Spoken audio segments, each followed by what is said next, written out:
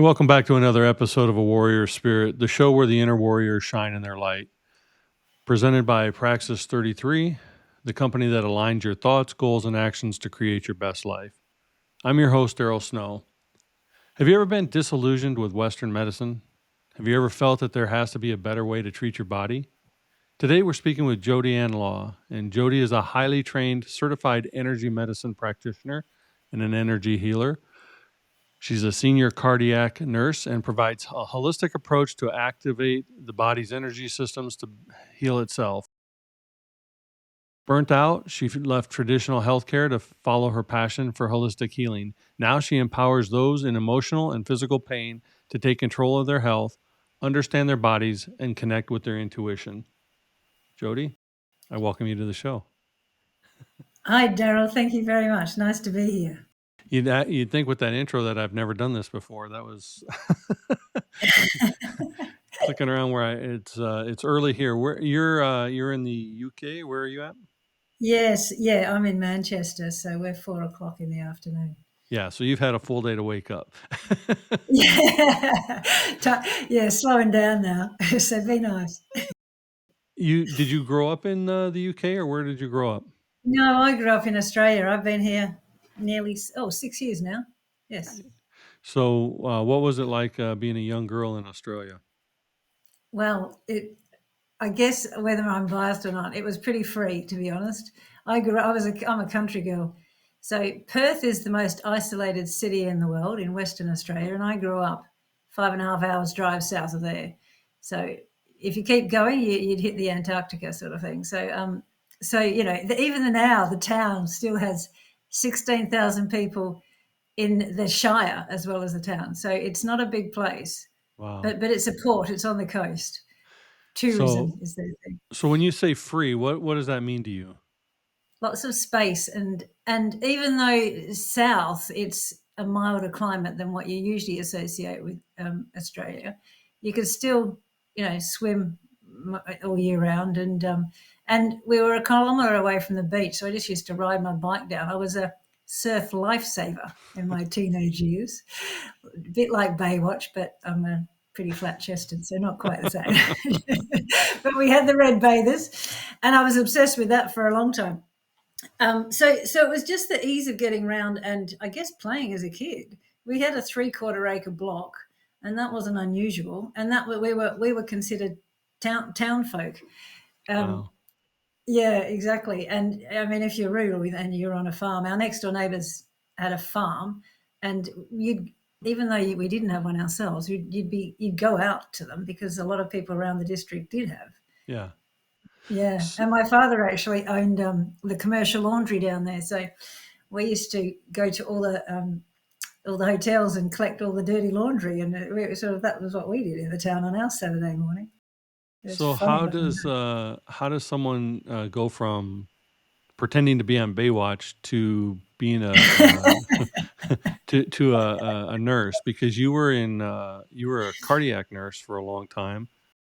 So how did you transition yourself into medicine?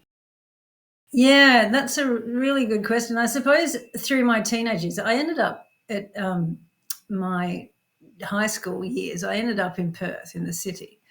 It was at one point, it was 1.1 million people at the time, so it's not a big city comparison to most cities. And I went to high school. I went to high school there, and then boarding school, and then I stayed on and did my university there. But I got into it. Funnily enough, I'd always done care with the disabled. I know they don't call them that anymore, but it was the special school down the road. I went on camps with them, and just local groups of physically disabled children. I'd always worked with them, so I knew it was going to be something in the health system. I didn't really know what, and then I guess it was just a transition into to care. And I also wanted to do something I could travel with easily. That was probably my two prerequisites. And so I Yes. went into nursing. And the thing with nursing, though, you can really travel with it. And my first nursing job was in northern Western Australia in the mining towns. So I've actually done a lot of rural nursing, and that is so different. It's so different than city nursing. And then I end up in the UK, which is it's so different again from Australian nursing, even within a city environment. So yeah, it's so many different. How is So I understand how mining nursing can be different because it's sometimes more triage and a different environment. But how is the nursing from Australia to UK different? okay, so I guess there's a lot more red tape here. Oh, Is the reality of it. And because I'd done a lot of rural nursing as well, I mean, in a city environment in Australia, obviously it's more restricted, that you don't have the autonomy either, but there's even less autonomy here. And certainly in the outback Australia, you have a lot of autonomy because there's no one else there. So, and I guess that was what I really enjoyed, that so how side of long did things. you? Because you kind of grew up a free spirit. You had a lot of autonomy, a lot of freedom, a lot of things that you could do. It kind of Mm. translated into your first practice of medicine, where it's still some autonomy, some freedom, and then it seems like you got more constricted and more constricted and more constricted. How long did it take you to realize that that was enough? When did your burnout occur? Like 5 years Oh into wow. Australia, or I mean, No, that UK? like seriously. So you've got your professional life and you've got your home life. So really, I've always used nursing. I've moved a lot. Like my longest nursing job's been 2 years anywhere. Like that's ridiculous, isn't it? In a lifetime. So I used it to my advantage, but I obviously needed to fuel that mental side of things. And then also I was in a relationship. I was married for 20 years, but it wasn't a very it didn't serve me a lot. Like by the time I left, I didn't know who I was, and so I had those two rungs going sort of at the same time. And so and at the time when you're in it, I didn't, even just talking to you now, I realize how much freedom I have had growing up and in my life and what I expect now. And I haven't had it. I'm starting to get it back now. I'm doing what I'm passionate about. But for years, like it was like having a noose around my neck from not just the work side of things, but the family side as well. So because I actually, when I left, well, I had been married for 20 years, and I left, and I was not in such. I was in such a bad place that I left my two young children behind. They were 5 and 7. I mean, no one does that if they're happy. No, especially not mothers typically. So, No. how did you meet your husband? I'd actually been over in the UK doing the backpack trip that you do, lots of Australians do. And I went back home. So I was living with my parents, poor post my backpacking. And I met him. I met him through them. He was there at dinner one night. And so I met him. And then things went downhill from there, if I'm honest. You can thank your parents for the 20 years. The Yes. You do have to laugh. Yeah, Oh. it's what keeps us sane for sure. What started off as a romance? When did it start to devolve for you? It was pretty early on, but by the time I got back, so and you mentioned earlier, how did I end up getting into the restriction of an institution like nursing? Um, by then, by at that stage, I was already had a love hate relationship with nursing. I loved helping the people, and that goes to today. But the institution was so suffocating. And my first nursing job, interestingly enough, even though it was in a mining town, the indigenous population were there. So, but there were so many things that I saw in my naive 18-year-old state that I was gobsmacked with just the lack of integration and the lack of understanding of of a different race, even though they were the national race, and how we dealt with them. And it was like we were trying to, white man was trying to play God. And yet it was but it's a textbook white man. Why don't you actually get out there and see how they function as to what they actually need? So I was really quite disillusioned at that stage because I was going to work for the Royal Flying Doctors and do all that sort of thing. So I was only there for about 10 months. And then I at that stage, you could actually, well, each state in Australia has their own even medical board as well. At the time, they had a separate. At the time, they did anyway. And so I just wrote to the different hospitals for a new job, and I ended up getting a job in Queensland, which is over the other side of Australia, at Royal Brisbane Hospital on their orthopaedic ward. So I went over there, and I was disillusioned with that. I was only there for 3 months, and then I left and went back to Perth and decided I'd go to the UK. So by the time I got back from the UK, I was so desperate for direction. And hello, that's when I met my ex-husband. And how old were you when you were traveling to the UK and then coming back? Like That was 19, early 20, 20s, about 22. 22? Yeah. Still, when you have a vision of the world that is kind of kumbaya, everybody should be nice to each other, and it doesn't translate well once you start diving into the institution of institutions. That disillusionment goes away, and if you don't conform to it, then it really causes a lot of misery within your soul. And even the conforming to it causes misery because you have this ideation of what the world should be. And you're finding out that, oh my gosh, not everyone had the wonderful freedom and life that I had. And not everyone cares for each other in the way that I do. We see that a lot it's amazing that I've talked to people all over the world, and it's the same. Humans are the same. I mean, we behave the same. We those of us who have a heart-centered lifestyle and want to help others have that same disillusionment when we get into the institutions, no matter where we are in the world. They all crush the soul of humanity. Oh, and this is the thing, and you think we would learn from that because as human beings, we created it. So Right. surely we can create the kumbaya as well, and the bubble that we want to live in. It's mass, isn't it? It's getting the right number of people because honestly believe every single person has been put on this earth for a purpose, and no two people have the same purpose. So there should be no competition in terms of cutthroatness. It's just let's allow everybody to be who they've been put on this earth to be. Everyone's soul would be happy, and wouldn't the world be such a different place? And I truly believe that we can do that. We just need enough people to say that's what we want. Yeah, and I mean that in my coaching business, that's what I help my clients understand. Their limiting beliefs are put on them by the people around Yeah. them, not just themselves, but they start to believe everybody else's version of who they should be instead of who they were meant to be. And one of the biggest problems that I find, most people think of everything as finite, like it's a piece of pie. And if I don't get my piece of the pie, there won't be any pie left. Yes. But Yes. everything Yes. is infinite, and there's infinite ability for everybody to share in the infinite energy and life that's out there. And when you think of it as pie, yeah, you want your share of it. But when you think of it as, your own bakery, well, Well, it's this is it, isn't it? Like, we're as limited as we're the ones that limit ourselves as an we individual, we are.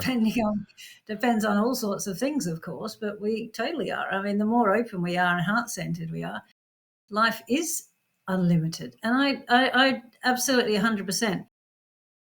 Why wouldn't I want that? Why wouldn't Ex- everyone want that? why wouldn't everyone want that? So how does this young, energetic, carefree woman get into a marriage that goes south quickly, according to you, and stay for 20 years? Like, that doesn't That's seem. no, it seriously, like, exactly, like, why? Well, at the time, I definitely was looking for something, for some direction, and he was a lot older than me, and my parents didn't think much of him, so they kind of went by the wayside at that stage, and so I made that choice, and I didn't feel as though I could get out of it, and I seriously was very naive with hindsight, and I guess I was wanting. I hadn't realized then that it felt like this rather than I couldn't see the wood from the trees with it. And it was just, okay, that's what we did. It was, and I just got on with it. I was totally in fight and flight. And I guess in reality, I wasn't, if I think about it, I wasn't overly confident in myself, but I never realized it because I just used to charge off. I traveled on my own. If I wanted to do something, I did it. And I suppose I still do, but with a lot more insight into the world now, I'd like to think. So, and that's the thing, it can happen to anyone. It is gobsmacking that someone, I mean, I'm relatively opinionated in a lot of things. If I'm not happy with something, and my conscience has to speak up, and I always have been. So how did I get into a situation like that? I still can't explain it. It doesn't fit with me and who I am at all. So, what did it take for you to get yourself out of that? Mm, I mean, yeah. 20 years is So a long time. And at some point, especially when you have two young children, at some point, enough does become enough. What what was your defining moment that said no more? okay, so there were two things actually. So one of the things that happens when you're with someone that's a bit of a narcissist, you move around. Like, we moved around a lot because we could, and it was easy for me to get work, and he was working from home on the computer, and so we never had a community around us. And my family went by the wayside almost straight away, and we also didn't have children till about 12 years into the relationship, and so I didn't have a community around me at all. We would always move on. You didn't actually feel as though you'd finished anything off. You just were off you go again. And this town that we were actually in Cairns in northern Queensland, and I'd been there 2 years, and I made a friend. And there was two things that happened. I was going out to, hello? No, you're still there. I I was, just given you the oh, floor. You're okay. oh my God. I was going out to lunch with this girl who had been to lunch with once before. And she rings me early. It was about, and she rings me early in panic. Oh my God, I've just put dye in my hair, and the water's been turned off in my apartment. Can I come round and have a shower? And I couldn't stop laughing. So of course she comes around and has a shower, and my ex-husband, he was so rude to her. I wasn't going to make apologies for anybody. Like, he was so rude to her. The way he treated me, like a second-class citizen. It was gobsmacking. So that was the first thing. And then the second thing was, I actually met somebody dog walking, because my role had become in the house. I didn't have much to do with my children, but my role was to walk the dog. So I ran into this man who lived around the corner, and we just got on really well. So we used to walk the dogs together.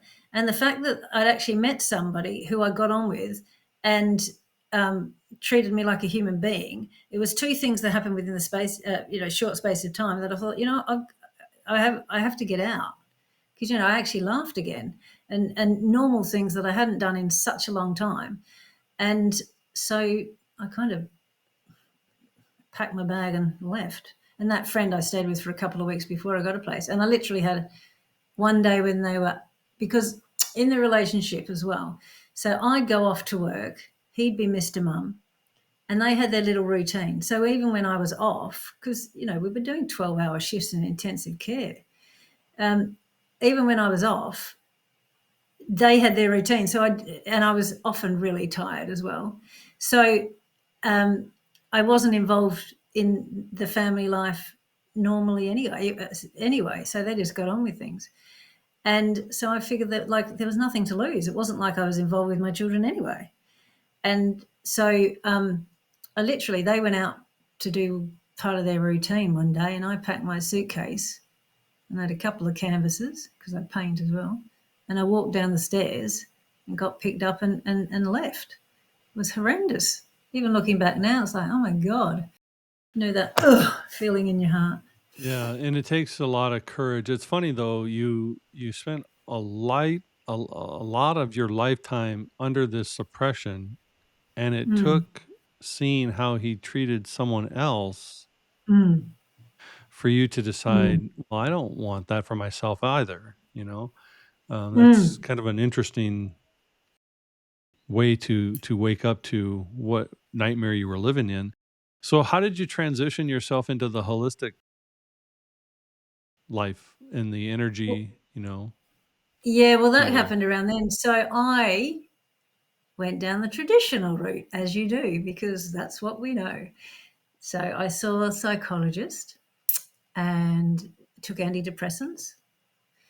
And at the end of that 12 months, nothing had changed. And if anything, I was in a worse situation because I'd created all that pain.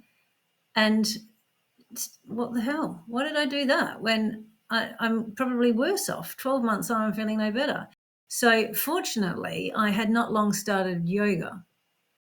And that was really the turning point. So, my first 2 weeks of yoga, I joined the local yoga group and I knew that I had to do something every day for sanity. So I did yoga every day. And for the first 2 weeks, I was in tears at the end of every class.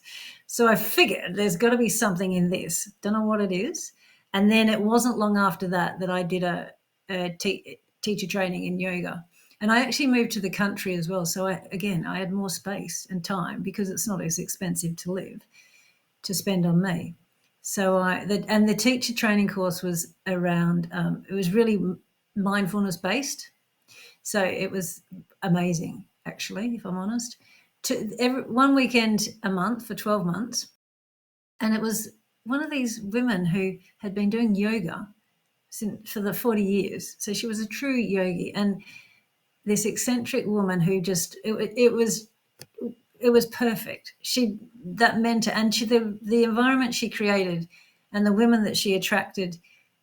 I was so opinionated the first weekend. I can remember being the angry one and hated the world, and just surrounded by that, like, just shut up, Jodi, get on with it. And it was exactly like that. So really, quite quickly, my life started to change outside, and my kids would catch the train up every second weekend, and I got a property for them so that they could stay with me, and we started to create a relationship of our own together. And I started to find out what it was like to be a mum, and it was really fantastic, actually. And I even got and job wise, I got an area of work that worked, so I didn't have to work full time, and it was in a cath lab, cardiac. I ended up getting into the cardiac area, and that was the turning point. And then 3 months into that, I was introduced to energy psychology and ended up doing an energy psychology diploma. And basically, that's dealing with your emotions and giving myself permission to understand what the hell was going on. And that was so those two together, it was a game changer. Like understanding yourself on an energetic level, life is just so different, so different. And you know, And if I hadn't have, when you actually start to be surrounded by love and compassion and positive energy, it melts away all the rest of that baggage and that dirt that you were. It's kind of like a energetic shower. It just washes away all of that other stuff, and then you realize, wow, I'm still in here. I just buried yes, myself, but I'm still in here. So I'm gonna ask you about this book. How did you come to be a part of this book? well, one of the many things I did. So roll on. I did the yoga and energy psychology, and then I my ex-husband decided he's English, so he wanted to come back to the UK and bring the children. And for me to come over, I needed a visa. So I applied for a visa. And the first visa I applied for, I didn't get. And so I was not a very happy chappy. In fact, I was really, really angry. And meanwhile, I'd been starting to follow. I don't know if you're familiar with a company called Mind Valley. Yes. Yeah. So I'd started following them, and they have a Mind Valley University. It's a well, then this was 2018. They have a month. They had a month-long conference, and they'd done the first year in Spain, and then I started following them just after that, and then they had one in Tallinn, Estonia. And because I hadn't got a visa, I couldn't get into the UK to visit my children, even for a tourist visa, even for a couple of weeks, while I was waiting to get a visa to live here.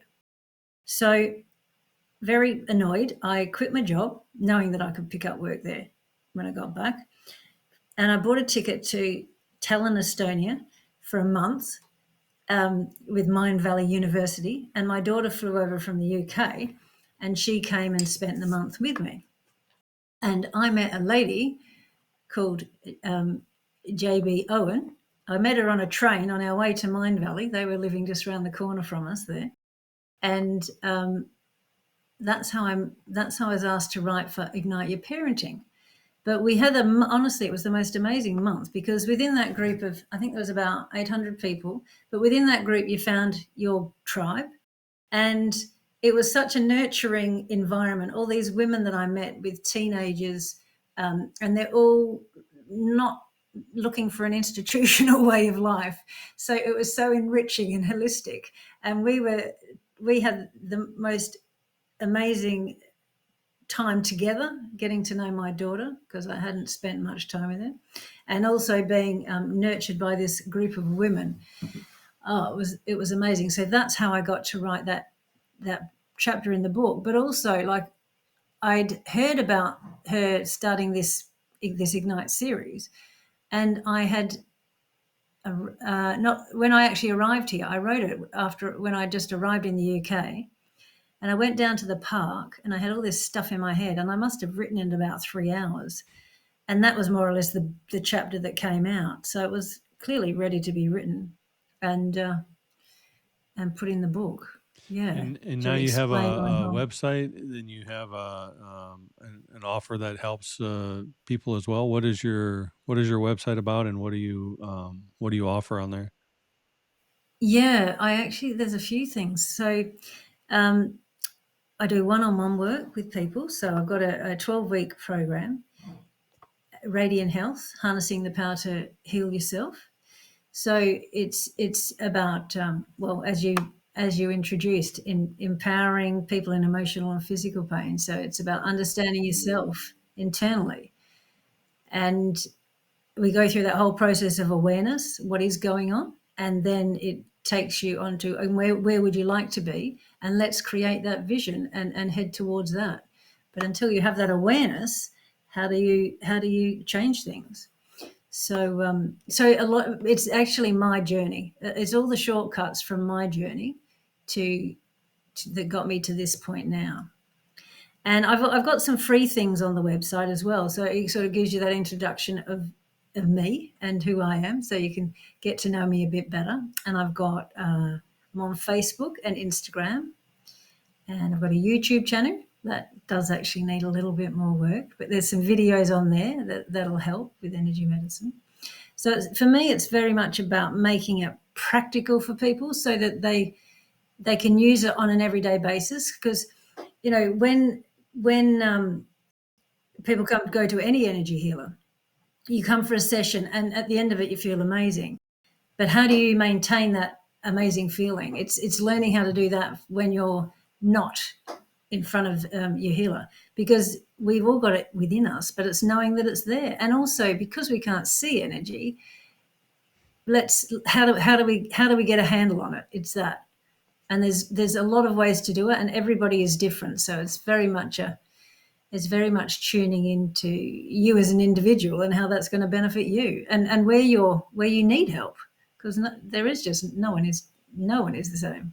So you've been on both sides of the aisle, the Western medicine traditional and the energy healing. Uh, there's I a lot of my tribe and a lot of my circle is energy healers and various modalities. And my wife is a energy healer and a shamanic Reiki healer and various other things as well. So I'm very attuned with that world, and I know that Hmm. there's a time and place for Western medicine. Oh, um, absolutely. but my wife has been chronically ill for 10 years. And we spent the first 2 years of her illness going to every doctor at the Mayo Clinic here is a very world renowned Yeah. Clinic. People from all over the world come to the Mayo Clinic for their treatments because it's world renowned. But we went 3 to 4 times a week for the first 2 years and saw almost every specialist that they had. Mm. And what we ended up with after those 2 years was extremely high medical bills and her Mm. on about 45 different prescriptions. Mm. And she Mm. didn't even start to get better until we started reducing those medications and tapping more into her own energy and her own body and her own healing. So again, I reiterate, yes, there's a time and place for Western medicine. Surgeons, I'll take them all day long. Doctors, I I have a very So, strong so opinion on doctors. well, Drug this I pushers. think They're that's the legal drug thing. I mean, pushers. for I don't know how. Yeah, well, that's another conversation. Probably, I'd be curious to know how it works in America. But the thing, like, yeah, absolutely. You got to. If you're in an emergency situation, every time go to the hospital, no question about it. And if you're in doubt, go and get tests. If your intuition is telling you it's something more, go and follow your intuition 100%. But when you've had all the tests and they can't find anything wrong, yeah, chronic illness, 90% of chronic illness is caused by stress. So that tells me that let's work on de-stressing. And I'm not sure how having a tablet can de-stress you. I There's so many, yeah, and then they give you one tablet to treat the other tablet that sets the side effects for the completely. other tablet. And doctors here in America seem to want to mask over the illness or the problem as opposed to heal the cause and The and cause. the root.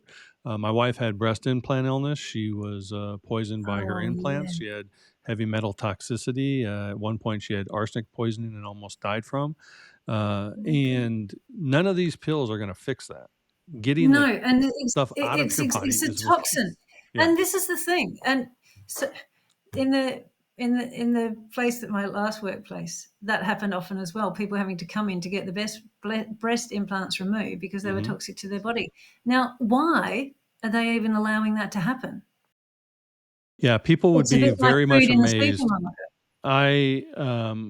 We are very adept in what goes into those now. And my wife, people would think, oh, well, she had the silicone. No, my wife had the saline, and she got the saline because she knew the silicone was bad.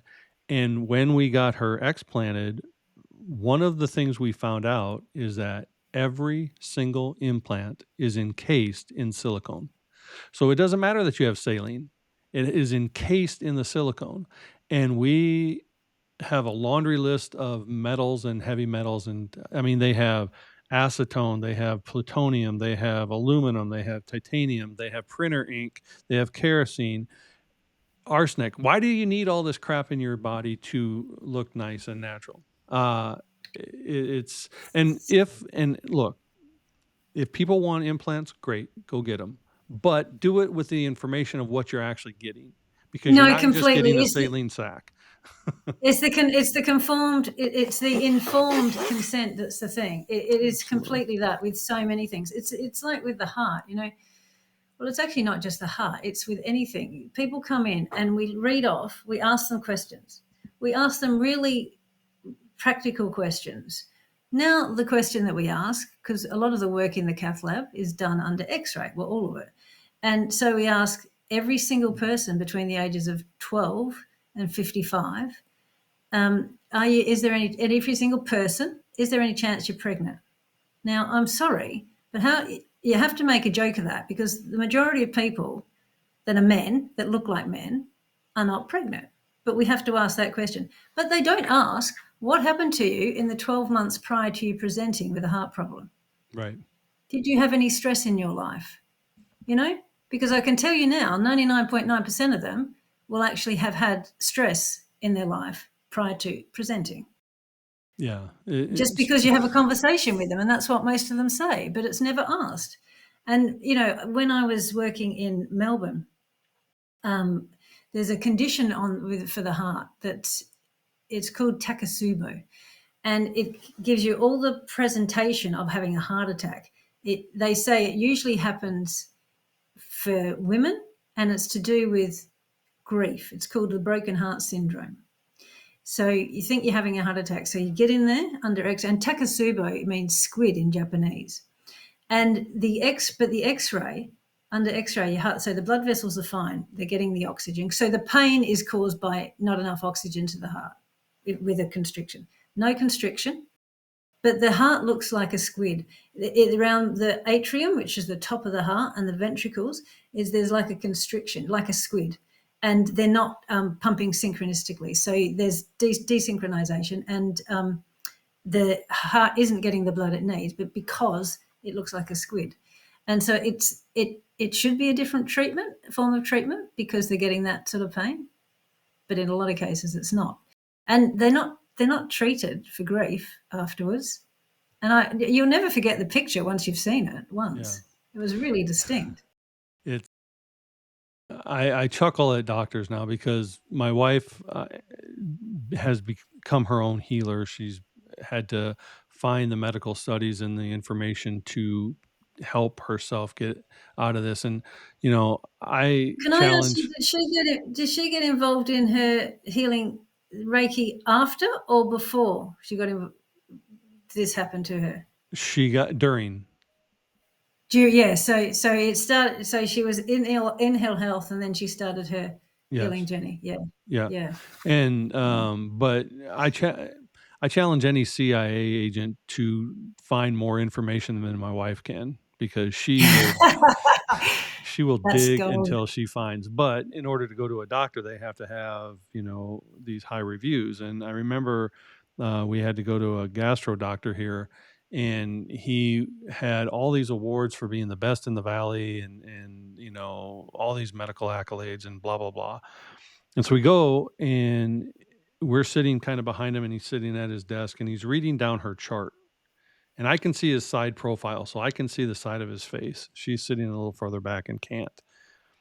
And I see him going down all of her medical issues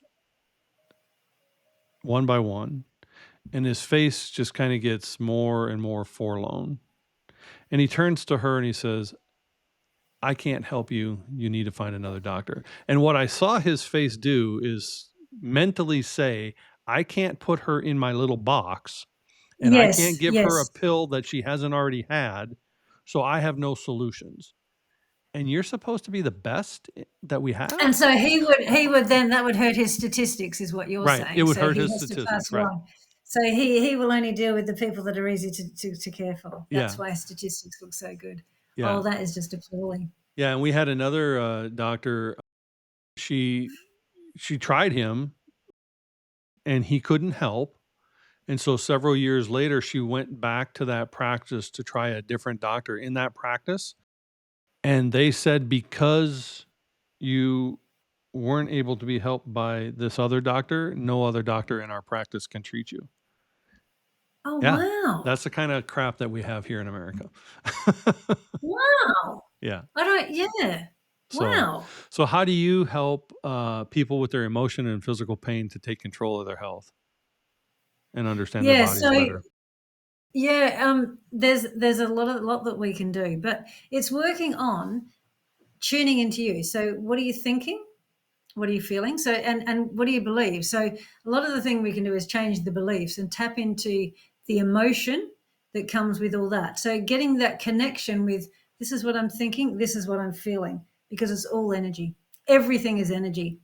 And then once you start to look at the world like that and tune into, oh yeah, well, every time I think that, that's what's going on in my body. Because every symptom you get is because there's been so hang on, it's easier to explain it like, if you're experiencing symptoms, then you've got energy that's out of whack. So if we can balance the energies in your body, that's what we work with, balancing the energies, then you're not going to get the symptoms.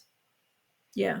So anything we can do to balance them. And so working on your beliefs, there's a whole few programs that we can do depending on what suits you. And then you can also measure your energy. So it's kinesiology testing is one of the methods. And it's just working out then where your imbalances are. So I will test. And for me, it's really important, having had the background that I've had, I want to know that that is weak, and then we're going to strengthen it, or vice versa. And, we go, as we mentioned about stress earlier. So most people that come to me in the Western world, which is where I operate, and even if it's online, have got over energy in their fight and flight response. So most of us are stressed, and you can measure that in the body by testing that in the body. And so there's a system. The meridian system is like the arteries and veins of the energy medicine world, and a part of that is called the triple warmer, and that's the fight and flight part of it. And it's usually over energized because we are on the go, and we've got all those hormones running through our body, and our bodies aren't designed to have those stress hormones running through them for any length of time. So because that's going on, triple warmer is usually overactive. But to be overactive, it's a system that we're talking about. So it has to draw energy from somewhere. And the first place it draws energy is from the spleen meridian. So for most of us, the triple warmer is overactive and the spleen is underactive.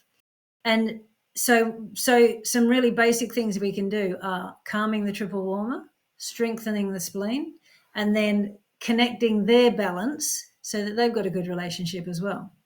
So that's sort of 101. And then we look at things like grounding. Again, it's that basic frame that we want to get right, because there's 9 energy systems we can work with. We want to get the foundation right so that then anything else we do work with is more chance it's going to hold for longer, because our energy has bad habits. So we want to change those habits, just like everything else, because everything's energy anyway. But if we can change the habits of the energy that have got you those migraines, then we'll do that, rewire them. But we've got to keep practicing those new habits so that they're reinforced. And something, for example, for like a migraine, so first of all, someone will come and usually tell you. You don't actually have to know anything about their story, but most people do want to tell you their story. So you hear about the story, you've got a bit of information. Then you do their energy testing, and they've had headaches. So there could be a few things that we were dealing with. But we would look at the pathways, the energetic pathways around the area where the pain is. It may not be there. It may be referred pain. So there's lots of things. You're paying detective with all the bits and pieces, and you work on that, because the whole idea behind it is we get the energy flowing. If you've got something, a chronic illness, there's energy blocked somewhere. So let's unblock it. Yeah. Yeah. My wife's currently going to a Chinese medicine guy, and that's exactly what he does. And it's funny because, he can touch various parts of her body and say, this is causing your pain in another part of your body, And so it's Yes. not just where you're feeling the pain, it's coming from some other part of your body. And that's where it's manifesting, is in that part. So I Yeah. very much understand, what you're doing there. You've been on both sides of the aisles, as I said. Which do you prefer, and which do you see better results with, given the trauma Definitely side this. aside? Yeah, of course. Definitely the what I'm doing now. Like, there's no question. The transformations but it's the empowerment. The once people start to make connections about what they believe and where they're feeling, and once they start to make it, they realize they have got control over it. They can then tap into it and release it. And it's unbelievable. And the transformation in people's lives. So they come in with panic attacks. How do I stop that? I can't cope with anything at the moment. And then you show them some really simple exercises to change that. And then once they get over the panic attacks, which can happen immediately, then all these other things that they start to work on, because you work on one system, then everything benefits. And it's not just the panic attacks that it works on. It benefits the rest of your life, because you're raising your frequency. Everything is energy. If it feels good, do more of that. If it doesn't feel good, then ask yourself, Well, how can we think differently? Can we make a different choice? It's kind of that simple, but it's getting into the habit that makes it simple. Initially, it's like, what the hell is she talking about? Yeah. Yeah, it's a simple but complex system, and it is boiled down to our beliefs, and part of that is reprogramming ourselves from what we were told to believe, because you really have to Yeah. ask yourself: is this something I truly believe, or is this something that I picked up somewhere along the line from somebody else's belief? Completely, and that's and that's and I mean, they're exactly the questions I've asked. This program that I've created is things that exactly all those things that I've asked. So it's really digging deep without and confrontational, but not in a painful way. Confrontational in the like, oh my god, she's right. Yes, it's that, and then you start to join the dots. And then with there's an online component, but there's also then we get on. So anything that's being triggered, let's work on it. And we go through, there's several processes we can go through to work through that energetically. Because, I mean, even now, if I'm stuck on something and I haven't been able to work on it myself, I will go to a friend and you're human. If I don't work on myself, then I can't work on anybody else because I'm just chock a block full. And so being human, we all need energy medicine is the reality. But certainly from a chronic illness point of view, I would encourage anyone to Well, delve and into it. I truly believe that healing is a lifelong journey. It's not a final destination. There is always Yeah. some next level that can take us to the next level. And, it is awareness of yourself and the world around you that really creates the opportunity for healing to start, in my opinion. Yeah. Yeah, I would 100% agree because, again, I know it's like everything is energy and it isn't. You can't stand alone because we live in a world. So it's very much around the environment around you. But that also brings you back to like, lots of healers, which is fantastic because then you're surrounded by that energy more often than not. And that's the sort of world that you want to create. Like, why wouldn't we? Why would you want to invite angst into your world, Yeah, and even in that environment, there's still always something. The flow does get stopped up and blocked if we don't continually mindfully keep it flowing. Yeah. It will become stagnant. You've experienced a lot in your life. You've gone from freedom of a child to the confinement of a 20-year marriage to a long lifetime in cardiac units into this now energy practice. So I'm going to ask you the one final question that I ask all my guests. What does a warrior spirit mean to Jodi? What does a warrior spirit mean to me? Wow. Warrior spirit, keep going to try and tap into your intuition because you've got all the answers anyway. It took me a little while to find mine, but I tell you what, when you do, it's such a beautiful way of living. Even if things aren't what you would consider perfect, a warrior spirit is just tapping into you because you're put on this earth for a purpose and the world needs you to work that purpose. So keep looking until you find it because it leaves you in a place of contentment, I guess. What I would say. And that's been a very, very long time coming.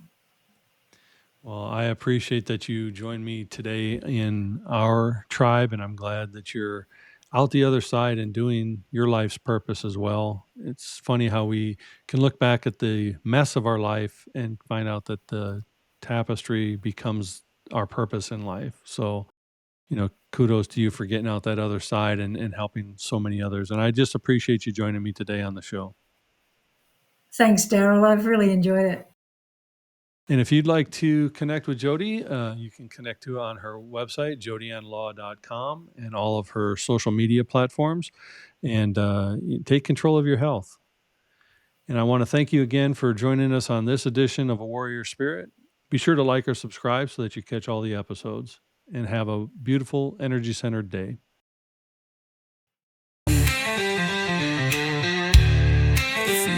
just about the fight. It's how we rise from it.